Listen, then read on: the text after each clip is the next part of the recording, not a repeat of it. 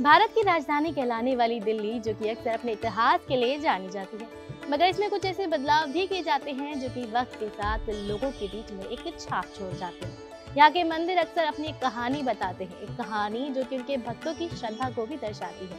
और आज ही हम एक ऐसे लोकप्रिय मंदिर में आए हैं जो कि आपको दिल्ली में रहते रहते ही माता वैष्णो देवी और 12 ज्योतिर्लिंगों के, शिव ज्योतिर्लिंगों के जो है दर्शन कराने वाले हैं। जी हाँ, मैं बात कर रही हूँ गुफा वाले मंदिर, शिव मंदिर के बारे में, जिसे वैष्णो देवी मंदिर के नाम से भी जाना जाता है। तो आइए करवाती हूँ आपको इस मंदिर के दर्शन और दिखाती हूँ कि किस तरीके से इस मंदिर को बनाया गया है। नमस्कार, मैं प्रिया द कर्मा में आप सभी का स्वागत करती हूँ। आइए चलते हैं मंदिर के अंदर और करवाती हूँ सबसे पहले आपको हमारे प्यारे गणेश जी के दर्शन।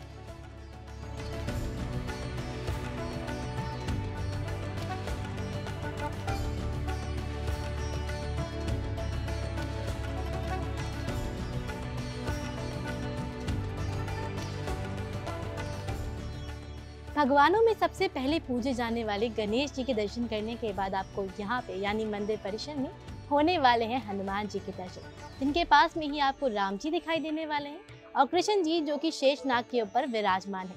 इसी के साथ आपको गोपियां भी खेलती हुई यहाँ पे दिखाई देंगी।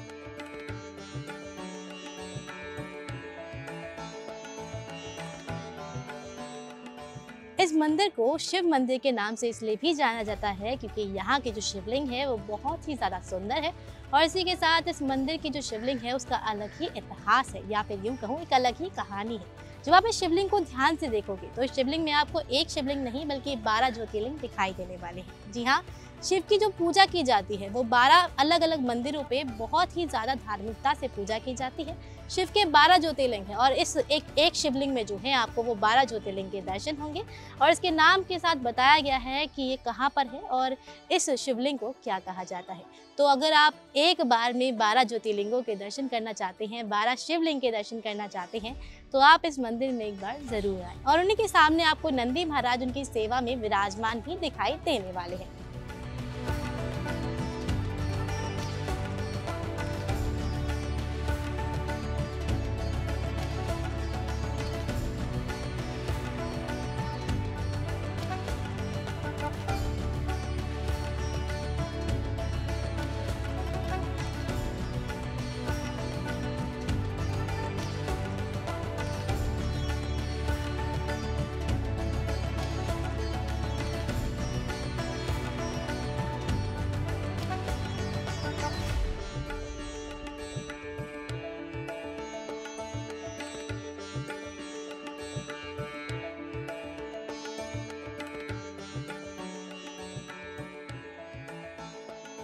अगर आपके लिए वैष्णो देवी जाना मुश्किल हो रहा है तो आप दिल्ली में रहते हुए भी यहाँ पे आप वैष्णो देवी, संतोषी और महालक्ष्मी देवी के दर्शन कर सकते हैं। जी हाँ, मेरे पीछे जो गुफा है वो आपको हल्की हल्की उन्हीं की यादें दिलाएगा कि किस तरीके से जब आप वैष्णो देवी में गुफा में जाके दर्शन करते थे वैसे आप यहाँ पे भी कर सकते हैं। तो आइए करवाते हैं आपको माता के दर्शन।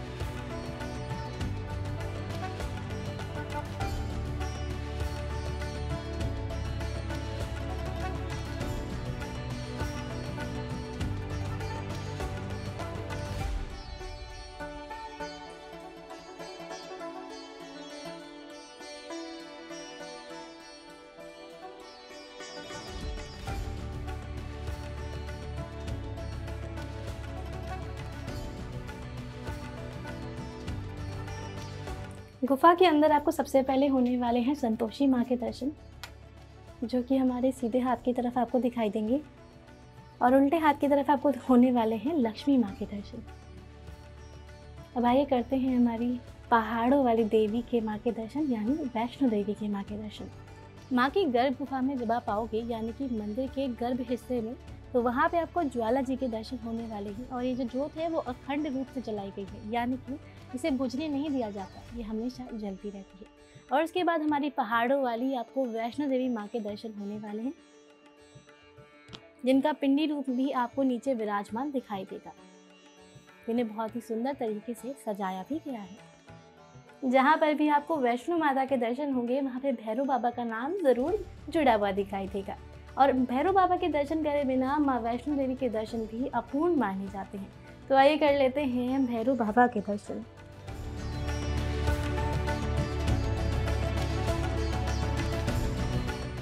गणेश जी की मूर्त के ठीक नीचे आपको होने वाले हमारी दूसरी गुफा में जो देवियां हैं उनके दर्शन। तो आइए चलते हैं। इस गुफा के अंदर आपको 3 देवियों के दर्शन होने वाले हैं। पहले हमारी चिंता हरने वाली यानी चिंतपूर्णी माँ के, जो कि पिंडी रूप में भी विराजमान है। उसके बाद हमारी ज्वाला जी के, जो कि हमेशा एक रोशनी का प्रतीक भी कहलाती हैं। और उसके बाद हमारी 9 दुर्गाओं से पूजी जाने वाली माँ यानी कि कात्यायनी देवी के, जो कि नवरात्रों के छठे दिन में पूजी जाती हैं।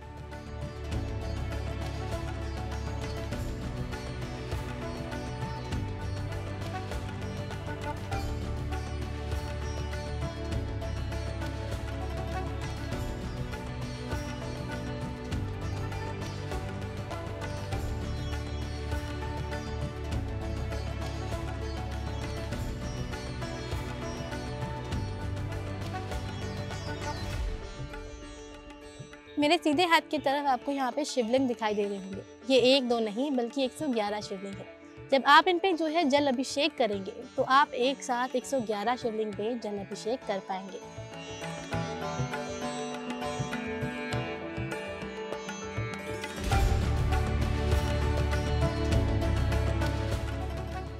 मंदिर के इतिहास के बारे में वो ही सबसे अच्छे तरीके से बता पाते हैं, जो कि मंदिर से बहुत लंबे समय से जुड़े होते हैं।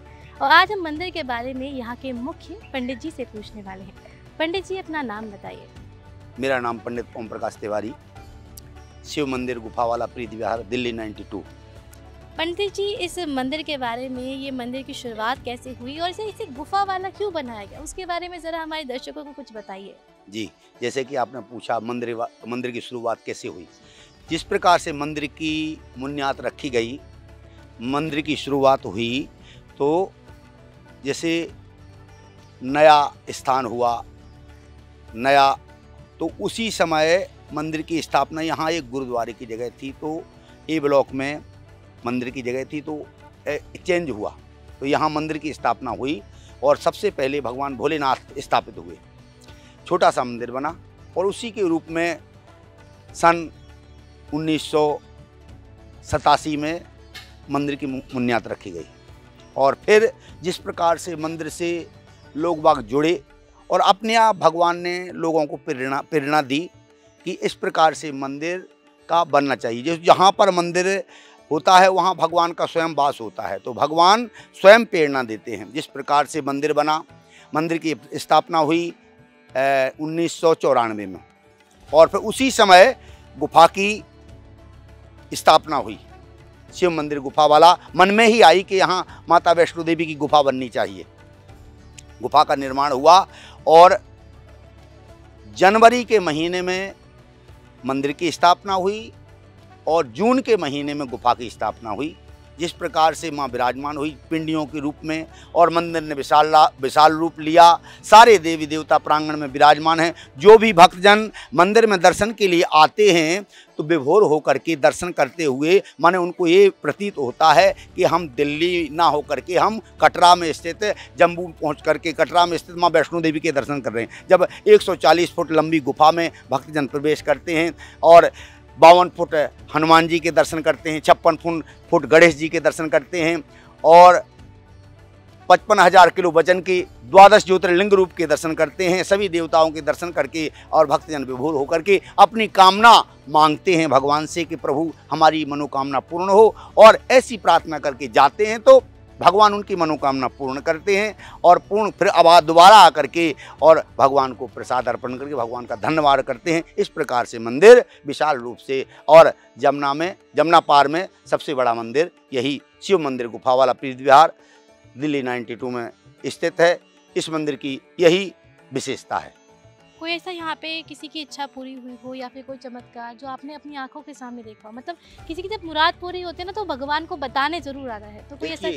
इसमें जो आपने प्रश्न किया है कि किसी की मुराद, तो ऐसे हजारों भक्तजन मंदिर में आते हैं कि पंडित जी हमारे काम पूर्ण हुआ, ये ऐसा इस प्रकार से हमारा प्रसाद लगाइए कि ऐसी कृपा बनी रहे। ऐसे अब गिनती तो नहीं होती है ना, लेकिन हम तो शुरू से भक्तों से जुड़े रहते हैं ना, तो भक्तजन आकर के हमसे ही बातचीत करते हैं और कहते हैं कि पंडित जी ये मनोकामना ऐसी पूर्ण, हमने ऐसा भगवान से मांगा और भगवान ने उससे ज़्यादा दिया। ऐसा बहुत उदाहरण है। तो पंडित जी, यहाँ पे आने का सबसे आसान तरीका क्या होगा? जो भक्तजन यहाँ पे आना चाहते हैं अपने भोलेनाथ से या फिर अपनी वैष्णो देवी वाले माता से मिलना चाहते हैं, उनके लिए सबसे आसान तरीका कैसे होगा अगर वो यहाँ पे आना चाहते हैं तो? जिस प्रकार से मंदिर प्रीत विहार स्थित जी ब्लॉक में स्थित है, जैसे कि कड़कड़ी मोड़ है, ये चौराहा कड़कड़ी मोड़ के नाम से जाना जाता है, उसी के पास प्रीत विहार का मेट्रो स्टेशन है। जो भक्तजन मेट्रो से आना चाहते हैं, प्रीत विहार मेट्रो स्टेशन पर उतर करके और कड़कड़ी मोड़ के रास्ते मंदिर पर सरलता से आ सकते हैं। और जो अपने वाहन से आना चाहते हैं वो प्रीत विहार गुफा वाले मंदिर को सर्च करके और गूगल पर डाल करके किसी प्रकार से आ सकते हैं। इस मंदिर के बारे में हमें पंडित जी से काफ़ी ज़्यादा जानकारी मिली, किस तरीके से इसकी शुरुआत हुई, और इसी के ज़रिए जो है हमने कोशिश की कि मंदिर को थोड़ा सा हम इतिहास से जोड़ पाए, थोड़ा सा भक्तों से जोड़ पाए। तो इस वीडियो के माध्यम से हमने कोशिश की आपको पूरी जानकारी देने की। हमें यहाँ पे एक सुंदर सी कन्या दिखाई दी जो कि कुछ कहना चाहती हैं उन सभी भक्तों को जो यहाँ पे आया करते हैं। तो देवी बताइए क्या कहना चाहती हैं आप? मंदिर में आके हमें तो बहुत अच्छा लगा। प्लीज़ आप भी आए और यहाँ पे दर्शन कीजिए, आपको भी बहुत अच्छा लगेगा, आनंद ही आनंद मिलेगा।